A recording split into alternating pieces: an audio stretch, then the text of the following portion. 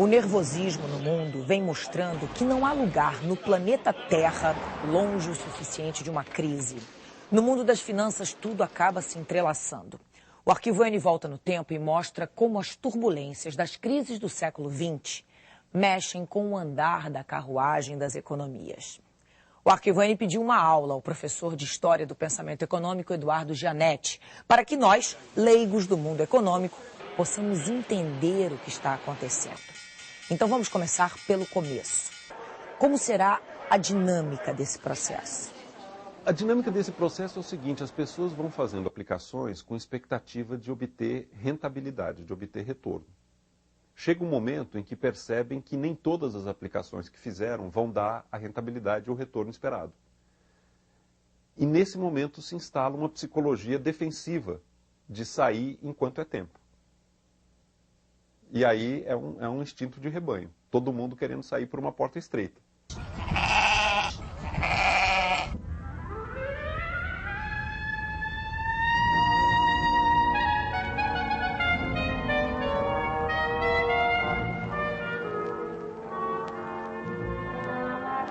O colapso financeiro de 29 foi precedido por um período de enorme euforia e autoconfiança.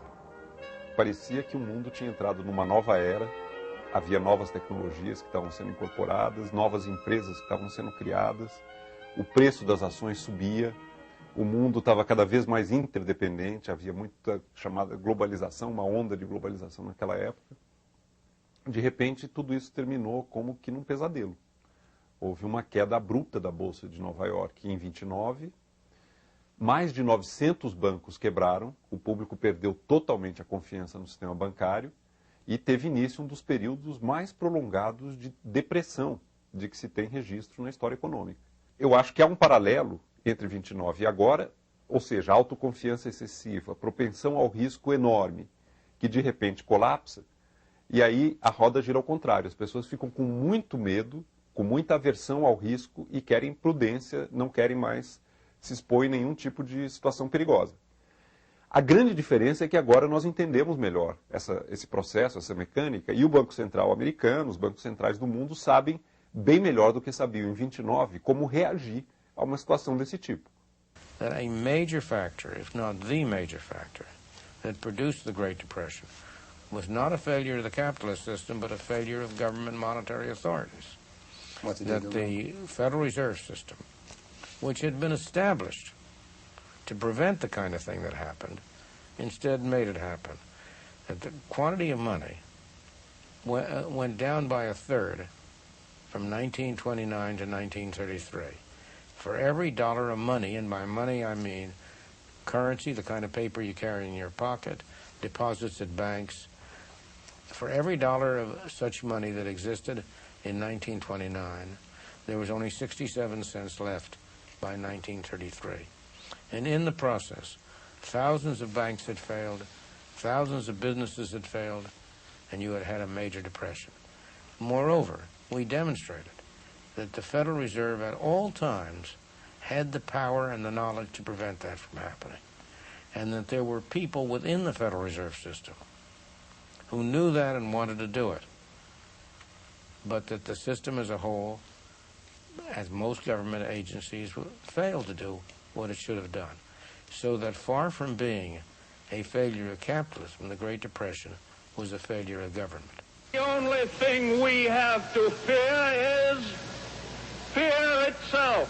Roosevelt assumiu em 1933 em plena Grande Depressão. Disse: você só tem a temer o próprio medo. Não era bem assim.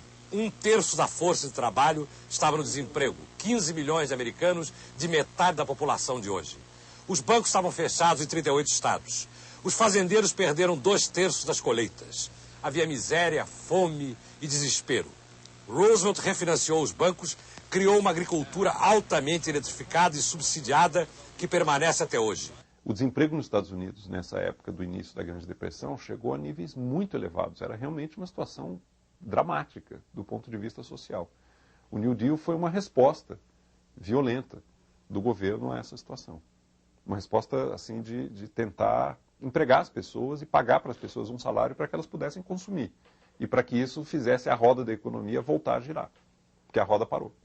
Roosevelt se reelegeu em 1936, 1940 e 1944. O povo o amava e o ouvia no rádio. Ele foi o primeiro presidente a usar a mídia eletrônica com eficiência.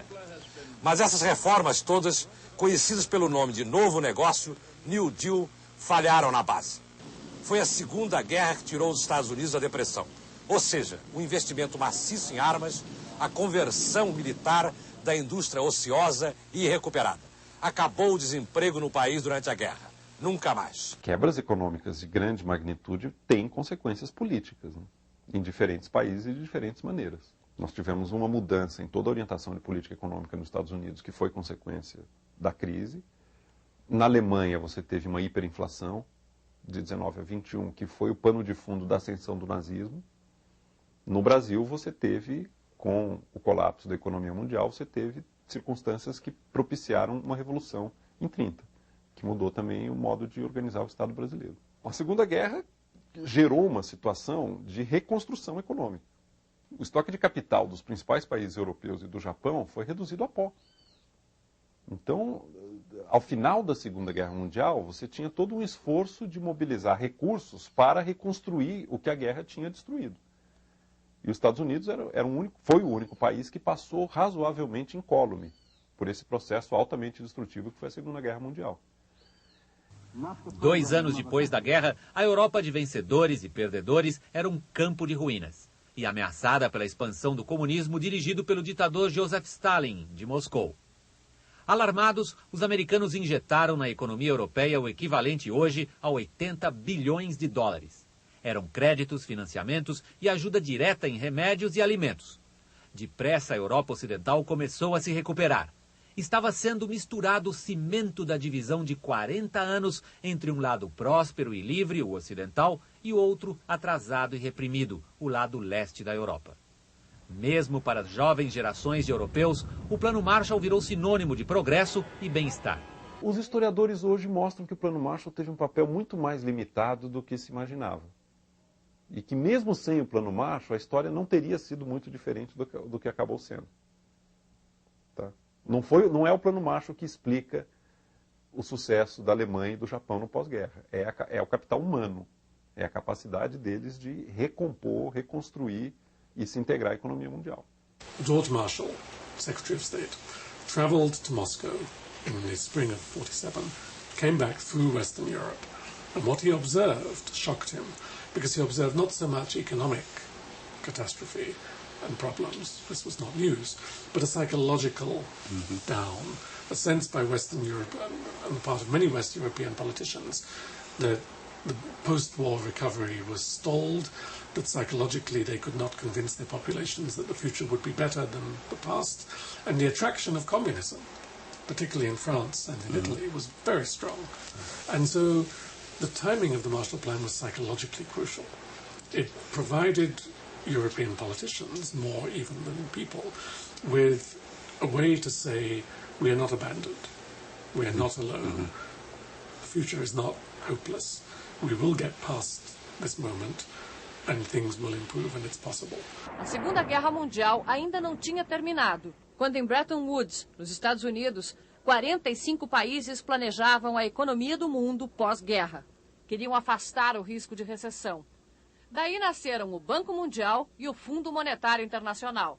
É uma arquitetura que, de certa maneira, produziu o ordenamento das relações econômicas entre países no período do pós-guerra. Essa arquitetura ruiu no início da década de 70, quando foi rompido o acordo de conversibilidade do dólar ao padrão ouro. O governo Nixon, em 1971, rompeu uma das regras do acordo de Bretton Woods, que era o lastro do dólar em relação ao ouro. O dólar tinha uma cotação estabelecida em relação ao ouro. Adotou-se o sistema de câmbio flutuante e começou um período de liberalização financeira, em que os capitais no mundo puderam se deslocar com muito mais fluidez de um lugar para outro e de um país para outro. Então, a partir de 71, início dos anos 70, começa uma nova etapa. O Fundo Monetário, o Banco Mundial e os acordos de livre comércio continuaram existindo, mas as regras do jogo mudaram. é apenas um líquido extraído da terra, grosso, escuro, mal cheiroso. Mas de tal maneira o homem depende dele que se entra em falta, toda a atividade econômica dá uma parada.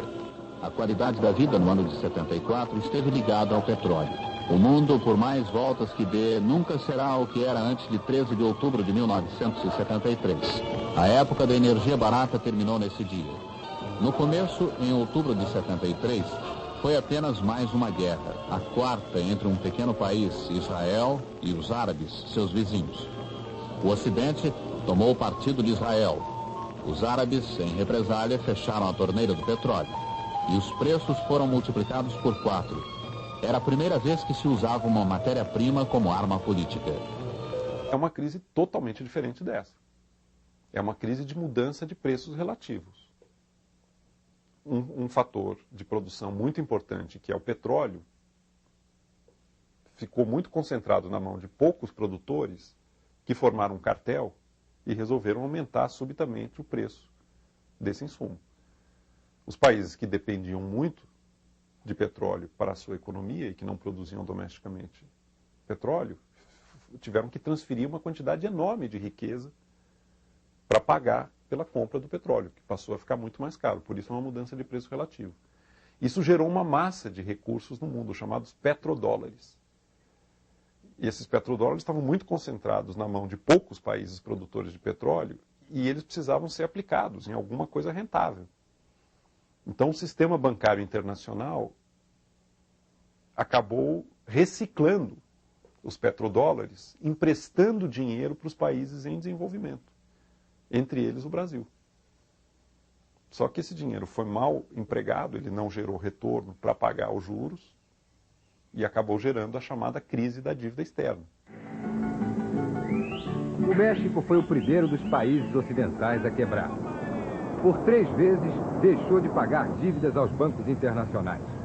Tem 70 milhões de habitantes e uma dívida externa de 86 bilhões de dólares. E, por incrível que pareça, é o 4º produtor de petróleo do mundo. A crise econômica atingiu o México em cheio. A capacidade industrial do país baixou em cerca de 70%. Aliás, uma coisa curiosa, está faltando pasta de dentes na cidade do México porque a indústria não está recebendo a matéria-prima para fazer os tubos. Está faltando também tampinha de refrigerante pelos mesmos motivos. Devo, não nego, vou pagar quando puder. Assim o México começou o ano de 82, mergulhado na maior crise econômica de sua história. Hoje, o país sobrevive de moratória em moratória. As duas crises realmente de marcar época no século XX, crises financeiras, foram a crise de 29 e a crise japonesa de 89. Que se desdobraram em períodos prolongados de retração, depressão e recessão, no caso japonês. Fora isso, você tem episódios intensos e curtos de crise financeira, mas que não geraram sequelas muito graves para a economia real. Um deles foi em outubro de 87. Nas bolsas de valores mundo afora, o pânico se transformou em desespero. As ordens de venda não paravam.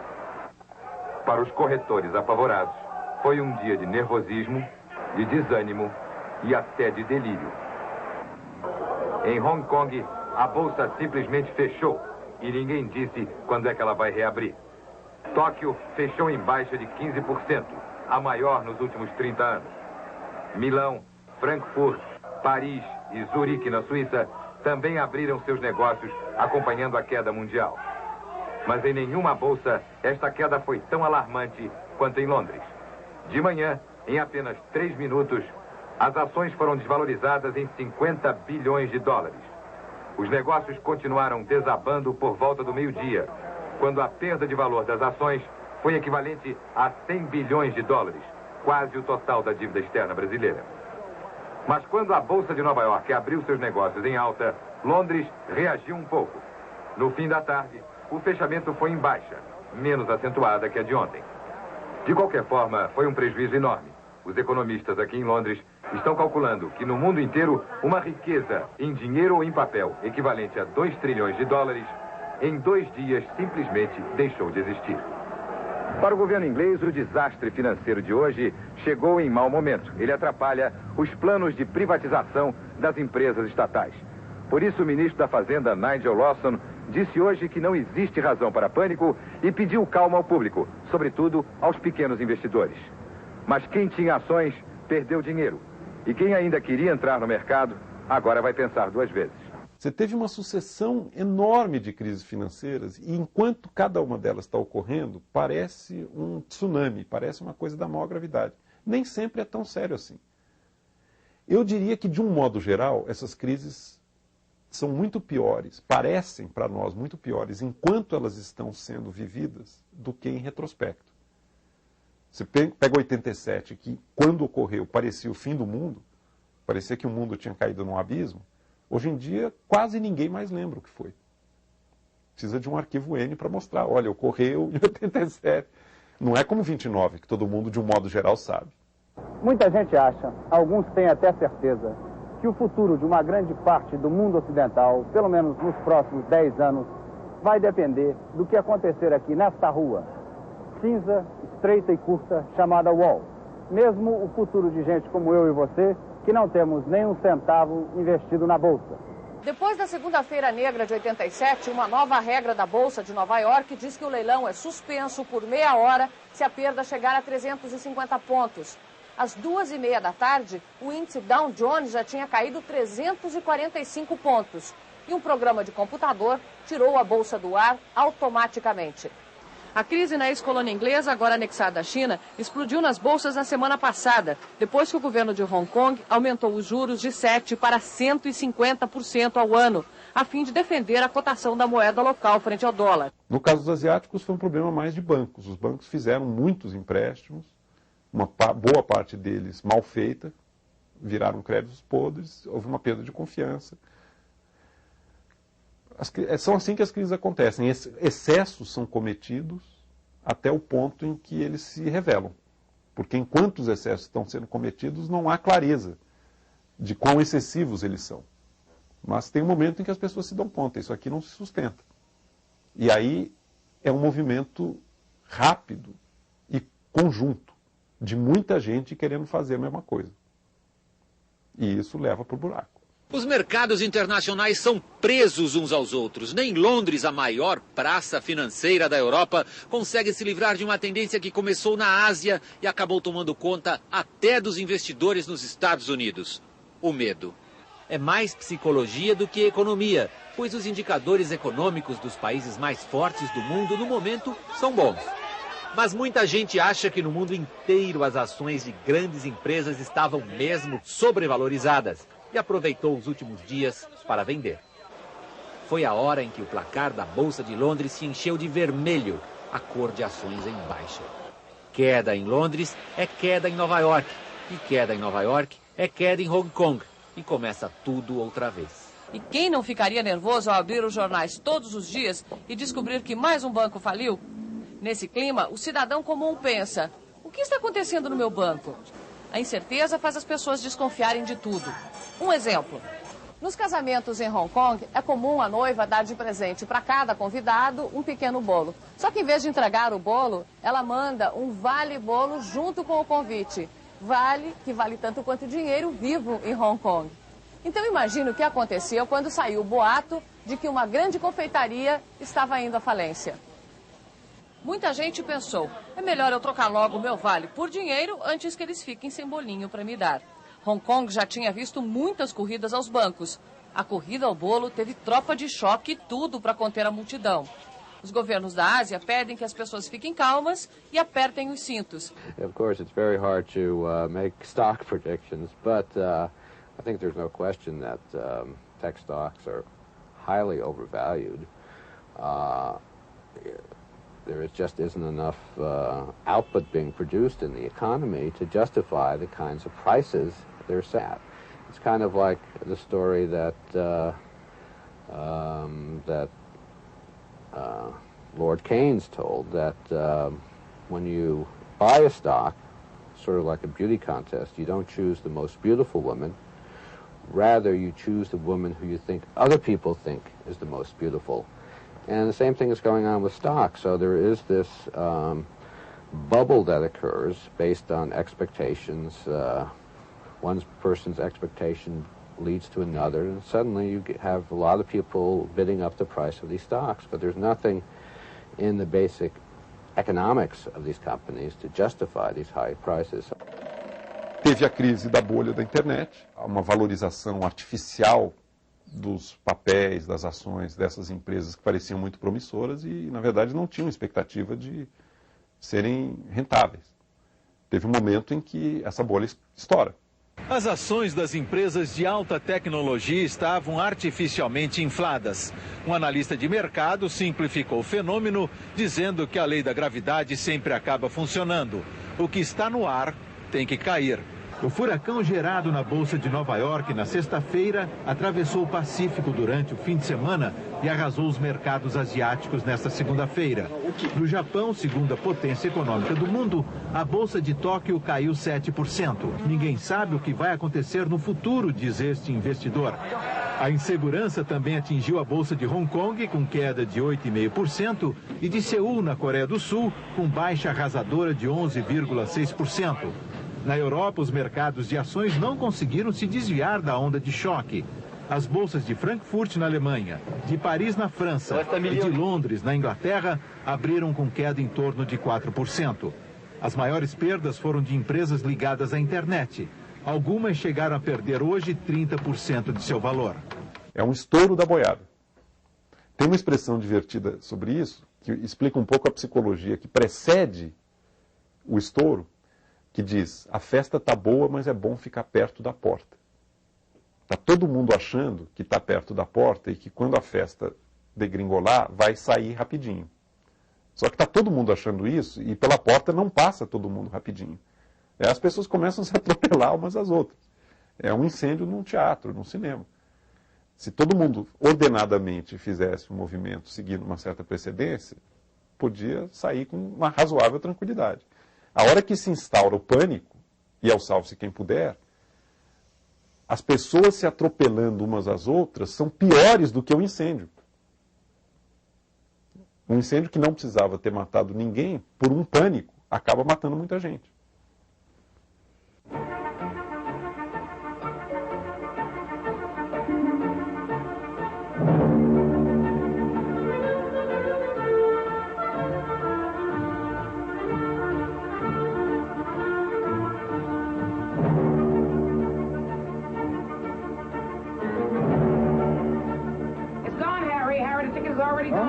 Yeah, that's what I mean. It went down already. Sell 300 gold, 300 silver, 300 March euros. Liquidate everything at the market. Do you hear me? Kevin, 25. Do you hear me? Yeah. Stack, I can't hear you. No. Hey, McCaffrey, Union Carbide, we can bring out